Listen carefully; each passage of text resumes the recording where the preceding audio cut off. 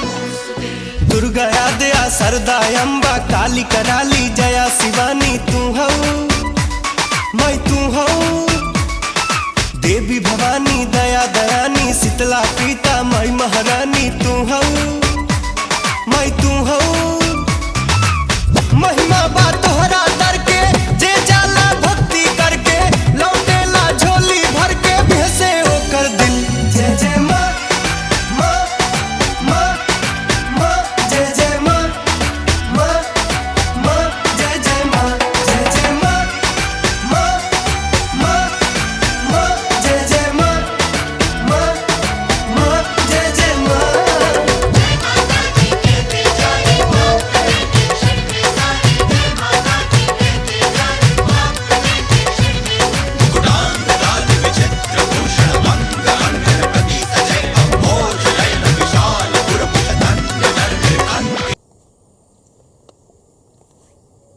कयाधु नाला स्थित मूर्तिहन भवानी धाम है। इसका महत्व क्या है भैया, थोड़ा सा समझाएंगे? मूर्तिहन देवी मंदिर जी ये ग्राम नेवादा के अंतर्गत वन विभाग में स्थित बहुत रमणीय आश्रम है। यहाँ पर एक बहुत प्राचीन मंदिर बना है मूर्तिहन देवी, जी जहाँ पर हजारों लोग श्रद्धा से आते हैं, देवी जी का दर्शन करते हैं और सिद्ध संतों की ये तपस्थली भी है। ये कयाधु श्रीमद् भागवत महापुराण में इसका वर्णन है। जी हिरण्याकश्यप की पत्नी का नाम कयाधु, जी जो कि भगवान हरि की परम भक्त थी। और जब हिरण्याकश्यप तप करने के लिए चला गया तो देवराज इंद्र कयाधु का अपहरण करके आकाश मार्ग से जब ले जा रहे थे तो देवर्षि नारद ने इंद्र से कयाधु को मुक्त कराया। नारद जी ने कहा कि कयाधु के गर्भ में भगवत भक्त पल रहा है, यदि तुम इसकी हत्या करोगे तो घोर अनर्थ होगा। जी देवर्षि नारद ने नारद जी को कयाधु को सौंप दिया और कयाधु ने जब नारद जी से हरि नाम की दीक्षा ली तो जिस जगह पर दीक्षा ली उस जगह का नाम दीक्षाली अब अपभ्रंश दिछौली हो गया है।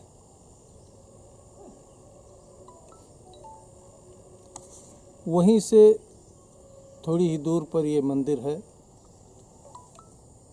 जहाँ पर कयाधु ने स्थापना किया था मृत्युहरण देवी के नाम से। जी ये माँ मृत्युहरण देवी हैं।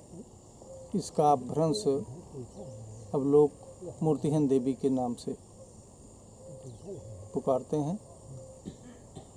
यहाँ पर मुख्य रूप से इस आश्रम की स्थापना संत बलकरण दास जी ने किया, जो परम तपस्वी संत थे। उसके बाद स्वामी ईश्वरानंद जी, केशवानंद जी, वर्तमान में देवकीदास जी इस समय यहाँ के महंत हैं। यहाँ पर प्राकृतिक जल स्रोत दिखाई दे रहा है, कब से है भैया? है ये जल स्रोत मंदिर के नीचे से केवल यही मृत्युहरण देवी के परिक्षेत्र में ही निकलता है और परम संत बलदेव महात्मा बलदेव दास जी इसको अमृत कुंड कहा करते थे। यहीं का जल सेवन करते थे। आज भी इस क्षेत्र के लोग जब इस जल का सेवन करते हैं तो उदर रोग किसी तरह का हो वो समाप्त हो जाता है। कादू नार था, कादू नारा, नारा संस्कृत में नार जल को कहते हैं। इतना पवित्र जल था, लेकिन लोग उस नार को अपभ्रंश करते करते नाला कह दिए। यहीं से थोड़ी दूर पर नारद धाम है। उस नारद जी ने कयाधु का वहीं पालन पोषण किया था और भक्त प्रहलाद का जन्म हुआ था। उनका पौराणिक इतिहास। नारद जी ने हिरण्याकश्यप की पत्नी प्रहलाद की माँ जो कयाधु थी, उन्हीं के नाम से इस नदी का नाम कयाधु रखा।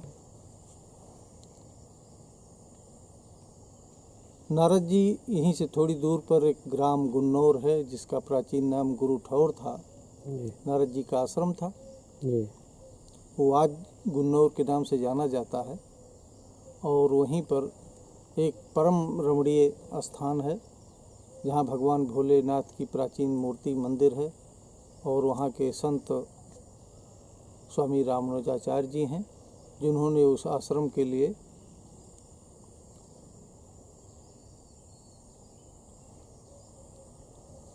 तमाम छोटे छोटे मंदिरों की स्थापना की और क्षेत्र में, गांव में लोगों में भक्ति जागृत करने का कार्य कर रहे हैं।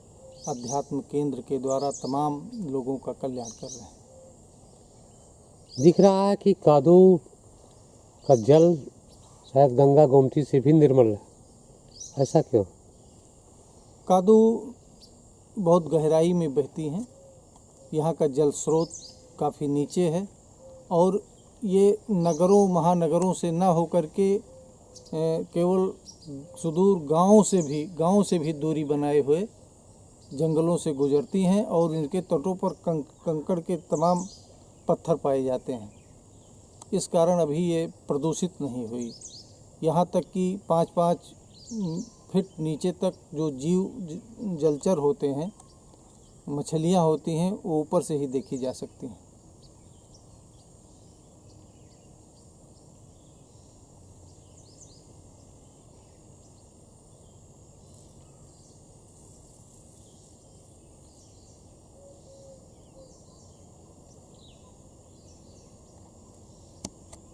उत्तर प्रदेश के अमेठी जिले में मुसाफिर खाना से 5 किलोमीटर दूर स्थित भाले सुल्तान शहीद स्मारक प्रसिद्ध इसलिए है क्योंकि 1857-58 में यहाँ के भाले सुल्तान क्षत्रियों ने अपने बल और साहस के बलबूते पर अंग्रेजों के छक्के छुड़ा दिए थे। इसमें हमारे क्षत्रियों का क्या नुकसान हुआ था और किस वीरता से लड़े थे, इसके बारे में थोड़ा सा लोगों को अवगत करें। स्वतंत्रता संग्राम 1857 संपूर्ण भारत के जो क्रांतिकारी थे, अंग्रेजों की गुलामी की जंजीर में भारत माँ जकड़ी हुई थी, उससे मुक्ति के लिए मंगल पांडे ने 28 अप्रैल 1857 में मेरठ में जब क्रांति का बिगुल बजा दिया,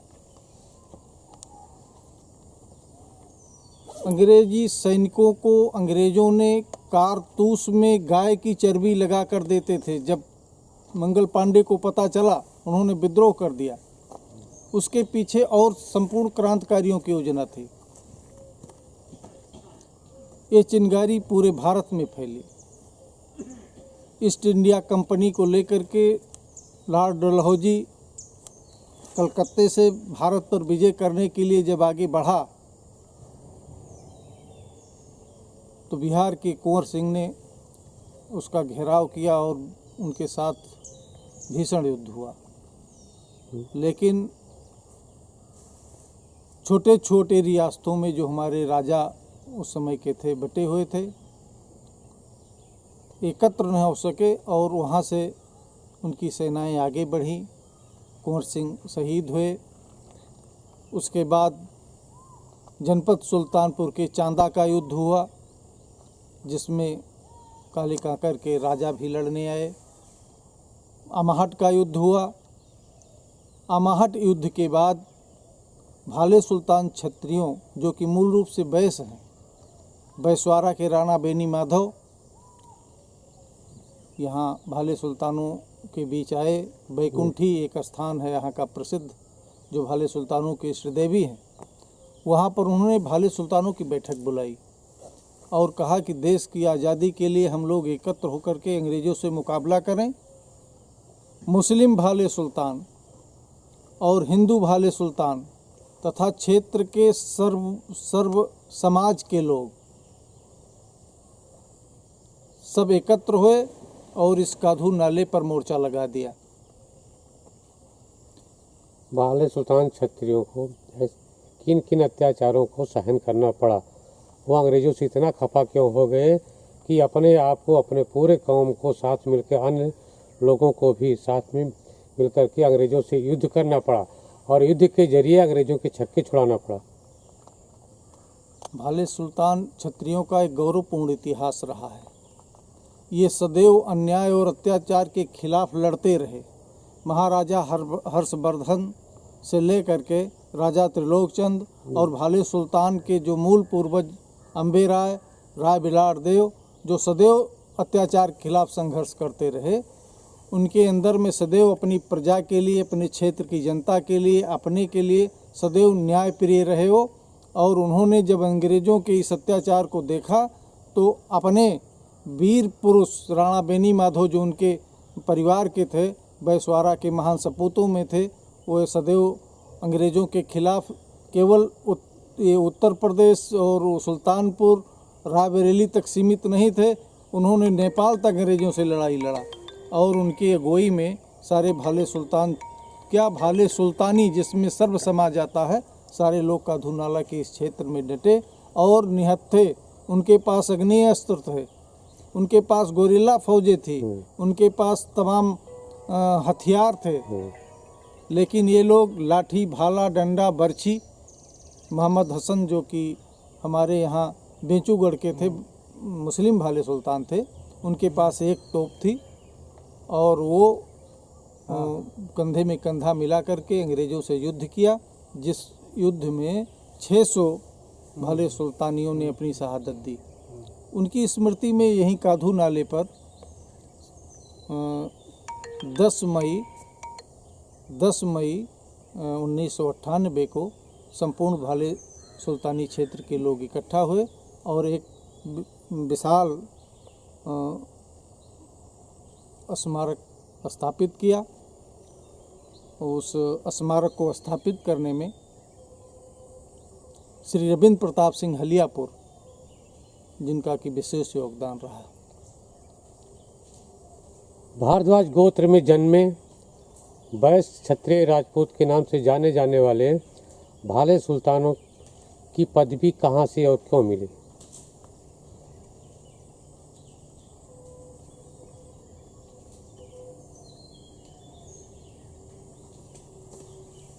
मोहम्मद गजनी का सगा भांजा मसूद गाजी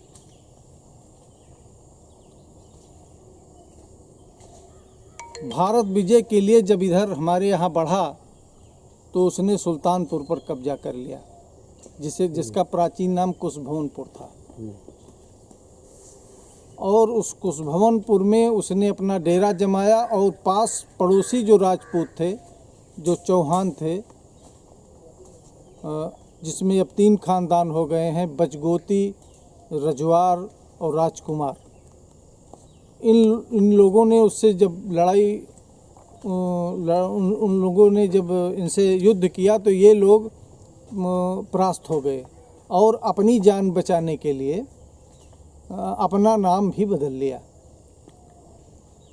मसूद गाजी इन लोगों को काफ़ी प्रताड़ित किया। जब ये लोग हमारे पूर्वज राय बिरार से मिले तो राय बिरार ने इनकी सहायता की और मसूद गाजी के जो 5 सिपह सालार थे उनको सीताकुंड गोमती घाट पर मौत के घाट उतार दिया, जो 5 पीरन के नाम से जाना जाता है। इसके बाद मसूद गाजी यहाँ से भाग करके बहराइच में राजा सुहेल देव से युद्ध किया। उसमें भाले सुल्तान क्षत्रियों का योगदान था और राजा सुहेल देव ने मसूद गाजी को मारा और आज वे उनका लेख स्वर्णाक्षरों में लिखा गया है। 1857-58 में शहीद हुए अमेठी के मुसैफिर खाना स्थित कादो नाला पर भाले सुल्तान क्षत्रियों सहित तमाम वीरों के शहादत के उपलक्ष्य में बनाया गया स्मारक स्थल के विकास के लिए क्या आज तक किसी भी राजनीतिक दल ने कभी कदम उठाया या कुछ विकास किया? भाले सुल्तान शहीद स्मारक क्षेत्र की जनता भाले सुल्तान क्षत्रियों ने मिल करके इसकी स्थापना की। सरकार कई आती जाती रही, किसी ने कभी भी इस स्मारक के लिए कुछ नहीं किया। वर्तमान सांसद स्मृति ईरानी जी लगभग 4-5 बार स्मारक पर माल्यार्पण किया, आई, आश्वासन भी दिया और हमारे ज़िले के जिलाधिकारी महोदय 2-3 बार दौड़ा किया, यहाँ की रूपरेखा तय की, एक मीटिंग हॉल, पार्क आदि बनाने के लिए तमाम, जबकि हमारे पास तमाम उसके रिकॉर्ड भी हैं। उन्होंने कहा कि जल्दी से जल्दी इसके विकास के लिए हम वन विभाग को धन अवमुक्त करा रही हूँ, लेकिन लगभग 2 साल हो गए उन्होंने कुछ नहीं किया। हर 9 मार्च को शहीद दिवस मनाया जाता है, जिसमें हमारे 14 कोस 42 किलोमीटर की परिधि जो भाले सुल्तानी कही जाती है, लोग आते हैं, श्रद्धा सुमन अर्पित करते हैं, शांति यज्ञ होता है, ध्वजारोहण होता है और पारंपरिक लोकगीत लोग प्रस्तुत करते हैं, श्रद्धांजलि दी जाती है। लेकिन शासन द्वारा अभी तक भाले सुल्तान शहीद स्मारक के लिए कुछ नहीं किया गया। 1857-58 9 अप्रैल की तारीख को 9 मार्च को शहीद होने वाले उन सभी वीर सपूतों के बारे में कुछ जानकारी दें जिन्होंने अपने प्राण न्यौछावर कर दिए अंग्रेजों से लड़ते लड़ते। काधू नाला के युद्ध में भाले सुल्तानियों के अलावा जो पड़ोसी राजपूत कनपुरिया बंधल गोती थे, वो भी कंधे में कंधा मिला करके युद्ध में सम्मिलित हुए, जिसमें से प्रमुख रूप भजगोती समाज के सर्वजीत सिंह, जो गौरीगंज के पास सैठा गांव के थे, वो हाथी लेकर के इस बीहड़ जंगल में युद्ध करने के लिए आए थे और युद्ध करते हुए जब उनका सर धड़ से अलग हुआ तो उनकी स्वाम भक्त हाथी उनके मुंड को लेकर के सैठा तक भागती हुई गई। आज उस सैठा गांव में उनकी समाधि बनी हुई है, हजारों लोग प्रतिवर्ष श्रद्धांजलि अर्पित करते हैं। गाजनपुर के श्री जगन्नाथ, जो कि युद्ध में शहीद तो नहीं हुए थे, लेकिन उन्होंने वीरतापूर्ण युद्ध किया था, वो कवि भी थे और उनकी कविताएं आज भी जीवित हैं। ग्राम मवई के ही परिवार के थे, एक माधोपुर गांव था पूरे यादव राय शादीपुर के निकट, वो युद्ध में शहीद हुए। 5-7 अंग्रेज़ों को उन्होंने मौत के घाट उतार दिया था। इससे कुपित होकर युद्ध के बाद अंग्रेज़ों ने पूरे गांव को फूंक दिया, जला दिया। वो सारे लोग यहाँ से प्रवासी हो गए हैं, आज गोंडा में स्थापित हैं और आज भी उस बाग का नाम माधोपुर है। गांव तो समाप्त हो गया है लेकिन बाग अभी जीवित है। तमाम इस तरह की अनेक घटनाएं हैं जो जैसे कोंचित, गाजनपुर और सबसे अधिक तो जो शहीद हुए इस युद्ध में उमरा, हलियापुर, डेहरियावा, इन लोग, क्योंकि उन लोगों को इस बीहड़ जंगल में रास्ते का पता नहीं था, वो युद्ध करते थे और उस समय बड़ी विषम परिस्थिति थी।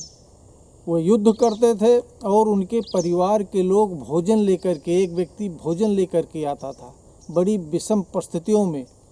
और जब यहाँ तक कि 600 लोग शहीद हुए हैं। जलियांवाला बाग से बड़ी घटना यहाँ हुई है, लेकिन सरकार कोई ध्यान नहीं दिया इस स्मारक के लिए, लेकिन क्षेत्र की जनता के सिर के माथे वो आज शहीद जीवित है।